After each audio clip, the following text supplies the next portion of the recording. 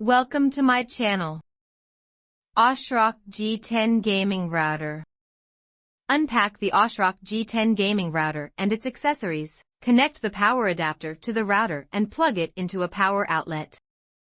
Use additional Ethernet cables to connect devices such as PCs or gaming consoles to the LAN ports. Press the power button and wait for the router to boot up. The LED indicators will start flashing, indicating the router is initializing. Find the default Wi-Fi SSID and password on a sticker at the bottom of the router. Connect your PC, laptop, or smartphone to the Wi-Fi network. Connect your PC to the router using an Ethernet cable. Access the router's web interface.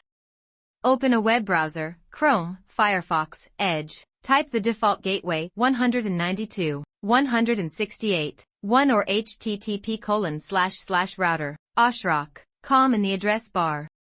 Enter the default username and password, usually found on the router sticker or manual. Once logged in, follow the setup wizard to configure the internet. Dynamic IP, DHCP common for most ISPs. Change the default Wi-Fi SSID network name. Set a strong Wi-Fi password, WPA2/WPA3 security recommended.